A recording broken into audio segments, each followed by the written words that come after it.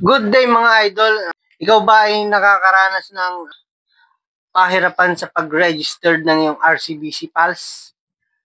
Ang lumalabas ay user ID already exists. Yan. Yan ang pag-usapan natin ngayon. For today's video mga idol, disclaimer lang. Ang mga kaalaman na may babahagi ko po sa inyo ngayon ay pawang base lamang po sa aking karanasan sa paggamit ko ng RCBC Pulse na maaring makatulong po sa inyo para hindi na po kayo mahirapan kung paano po ang gagawin ninyo sa mga sandaling nahirapan po kayong mag-enroll ng inyong RCBC payroll account sa RCBC Pulse app. So, let's go! Sundan nyo lamang itong video natin mga idol at ituturo ko sa inyo kung paano ang mag-register sa RCBC Pulse. Yan. Gamit ang RCBC Pulse apps. Yan. So, punta tayo dito sa take a quick peek, mga idol. Yan. Tapos,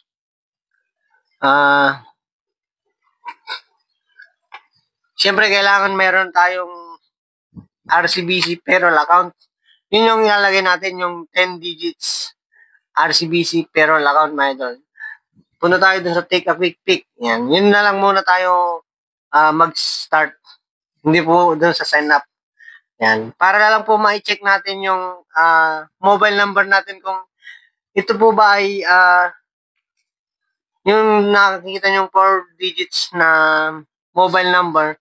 Kung yun po ay sa inyo, matatanggap ninyo ang OTP sa inyong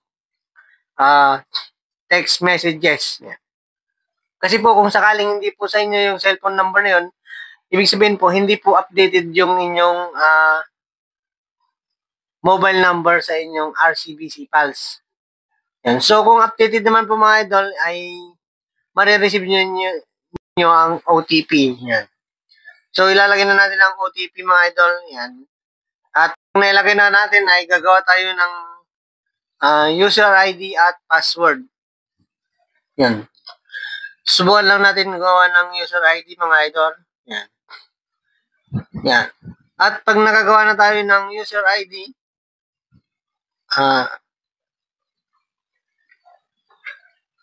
siyempre, lalabas dyan yung password. Yan. Kailangan din po gumawa ng password natin yan. Pag lumabas na po yung ganyan, please review your details before we continue. Yan. Ibig sabihin, mga idol, i-check nyo po, number 1 yan, yung email address po yan. Kung yung email address po na lumabas dyan ay yun po yung email address na nakalagin po din sa Gmail ninyo, na nakalagin po dito sa cellphone ninyo, ibig sabihin goods na po yun. So, pag goods na po yun mga idol, kasi kailangan ma-check natin yun kung yun talaga yung email address na nakaregister doon sa inyong RCBC payroll account. Kasi kung sakaling hindi po yun yung email address na lumabas, huwag nyo na pong ituloy kasi hindi nyo po ma-receive yung email na RCBC na meron po tayong re-replyan na yes doon. So, kung yun naman po yung email address, pindutin lang po natin yung continue. Yan.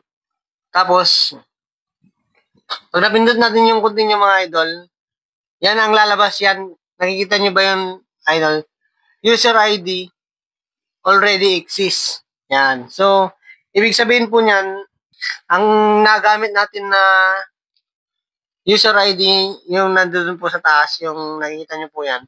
Yung po yung nagamit natin user ID ay hindi na siya available or hindi na po siya pwedeng gamitin. So, ulitin po natin, back natin siya. Punta ulit tayo sa user ID. Tapos, password, gamitin pa rin natin yung password na nilagay natin para hindi tayo malito-lito. Yan.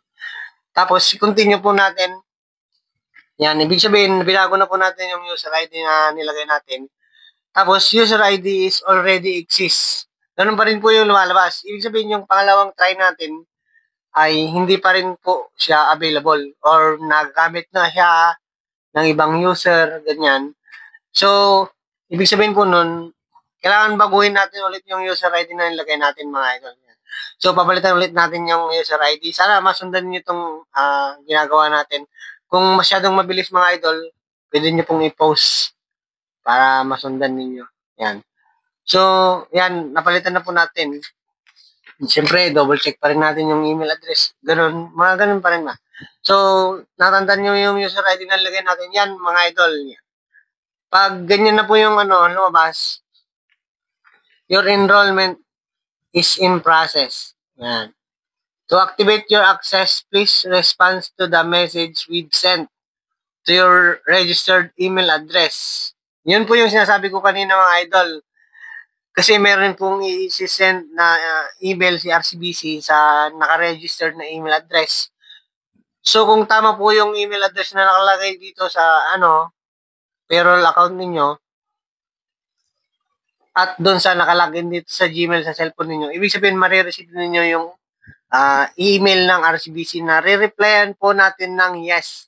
Yun po yung you are linking your account. Please verify if you are this person, yung mga ganun nalagay. Please reply yes. Yun po yung email ni RCBC. Parang ganun po yung kanya. So, sa mga may problema sa mga already user IDs already exist, ganun lang po yung gawin nyo mga idol. At sana nakatulong ng video na to. Bye-bye.